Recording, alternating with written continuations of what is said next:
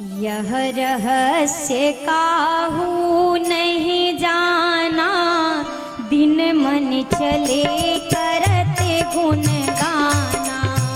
यह रहस्य काहू नहीं जाना, दिन मन चले करते गुण गाना। और एक कहूँ निज चोरी, और एक निज चोरी। सुनु गिर जायति दृढ़ मति तोरी।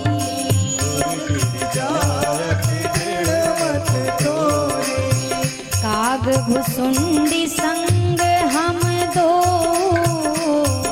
भुसुंडी संग हम दो।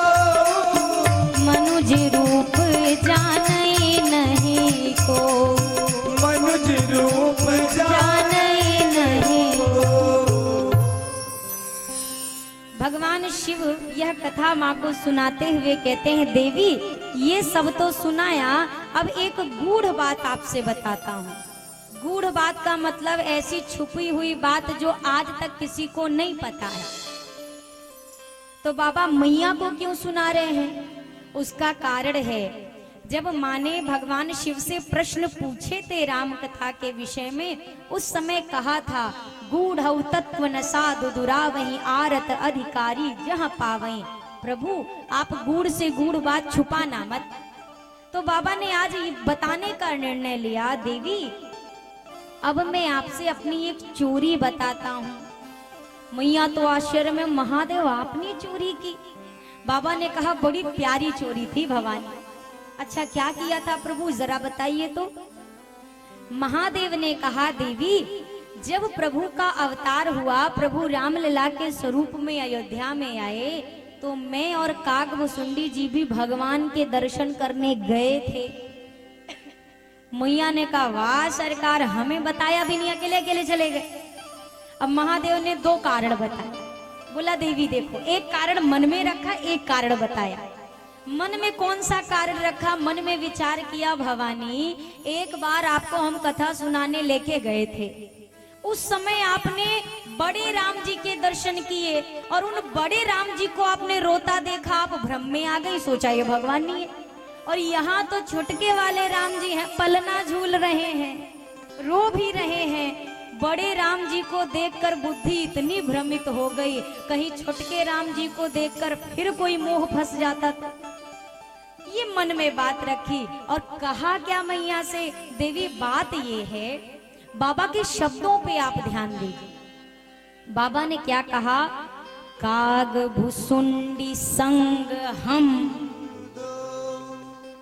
काग भुसुंडी जी के साथ मैं, मेरे साथ काग भुसुंडी जी नहीं। आप भी गंभीरता से ध्यान दीजिएगा। आप कहोगे इसमें फर्क क्या है, चाहे हम उनके साथ चाहे वो हमारे साथ, बिल्कुल फर्क है।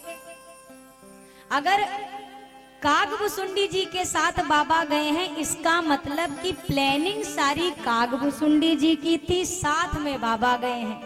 और अगर ये कहते मेरे साथ कागभुसुंडी जी गए, तो मतलब सारी विचारधारा मेरी थी, कागभुसुंडी जी मेरे साथ गए थे। अगर महादेव ये कहते तो फंस जाते, मैया कहती तो बाबा आपने मुझे क्यों नहीं साथ लिया? बाबा ने पहले ही सावधानी से कहा, देवी मैं उनके साथ गया था। अब जैसे मैं आपसे कहूं कि आपको काशी जी चलना है, तो कौन कौन चलेगा आप में से? चलेंगे?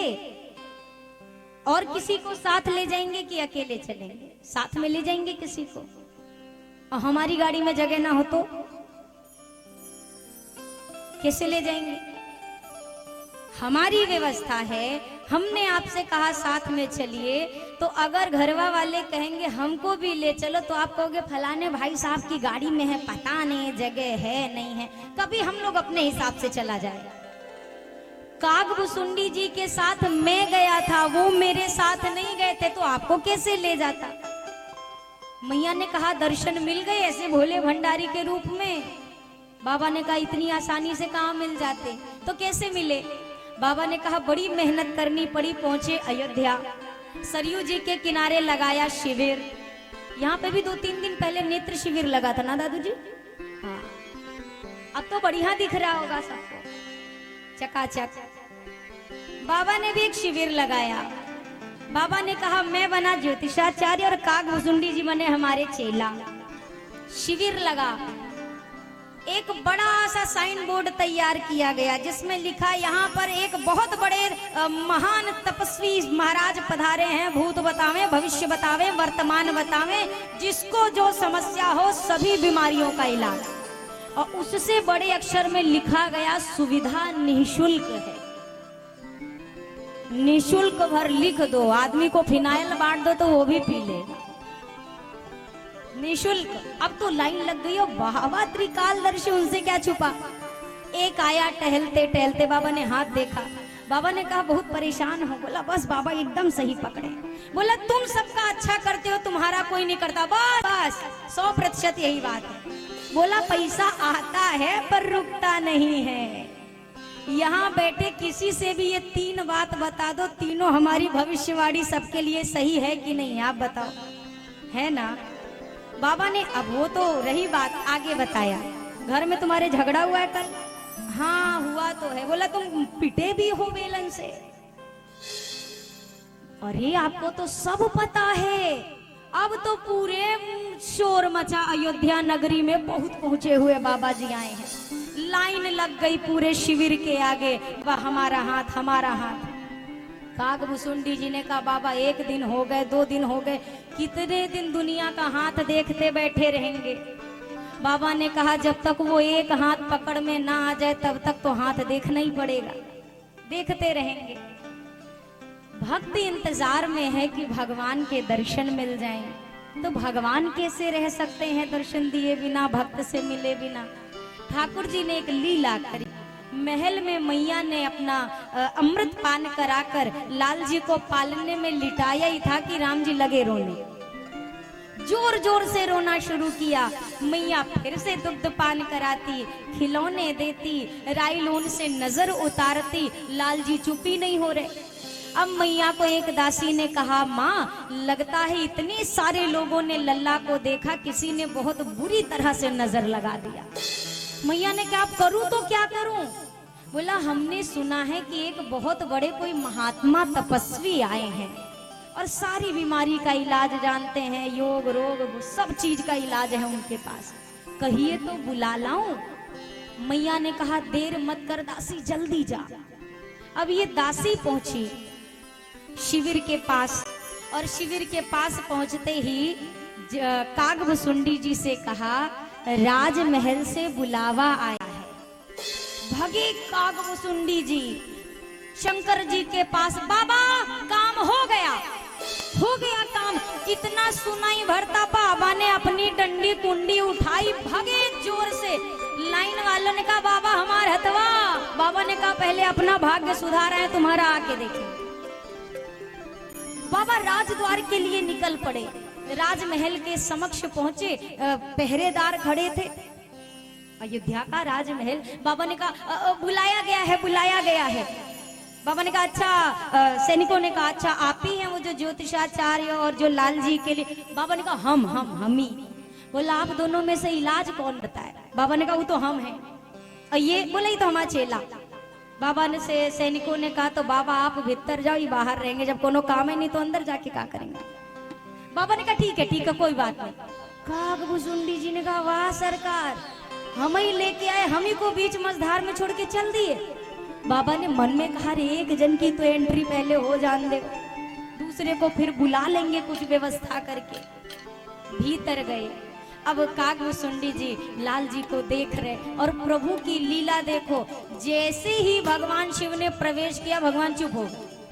अब तो मैया को ऐसा विश्वास हुआ बहुत पहुंचे बाबा है, अभी तो तंत्र मंत्र शुरू भी नहीं किया, लल्ला चुप, इतने पहुंचे हुए। अब मैया ने आसन दे के कहा बाबा जब इतना कर ही दिया तो जरा हमारे लल्ला का भाग्य भी देख के बता दो क्या क्या लिखा हुआ है। अब बाबा को लगा कागभुसुंडी जी बाहर बेचैन। बाबा ने सोचा अब कागभुसुंडी जी को भी व्यवस्था करके भीतर बुलाऊं, करूं क्या? बाबा ने कहा मैया मैं तो बूढ़ा हो गया हूं, लल्ला के छोटे छोटे हाथ की छोटी छोटी रेखाएं अब बूढ़ी आंखों से मुझे दिखाई नहीं देंगी।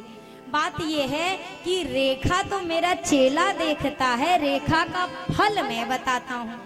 मैया ने कहा तो चेला जी कहाँ? बोला बाहर खड़ा है। मैया ने कहा बुलवाइए। अब कागभुसुंडी जी का प्रवेश हुआ। अब आप दर्शन करिए। लाल को मैया ने गोदी में लिया है, एक इधर बैठे हैं कागभुसुंडी जी, इधर भोले बाबा। भोले बाबा ने ठाकुर जी के एक चरण को हृदय से लगाया है और आंख बंद कर ली है। कागभुसुंडी जी ने प्रभु का एक दूसरा चरण हृदय से रखा है और दोनों हाथों को शीश पर रखा है और आंखें खुली करके देख रहे हैं। 5 मिनट हो गए, 10 मिनट हो गए। मैया एक बार इनको देखें, फिर इनको देखें। एक आंख बंद नहीं कर रहा, दूसरा आंख खोल नहीं रहा। मैया के लिए दोनों कर क्या रहे हैं?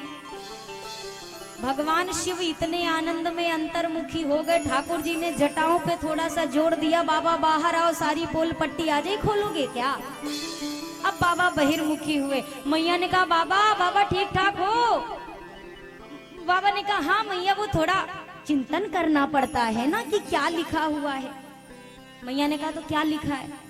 बोला बालापन जो लो तो लो, खेले तो नयन आगे, और होते ही किशोर मुनि कौशिक ले जाएंगे।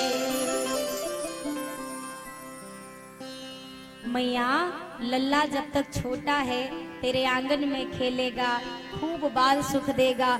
थोड़े से किशोरावस्था को प्राप्त होंगे तो कौशिक मुनि आएंगे, एक संत आएंगे और आपके लाल को लेकर जाएंगे।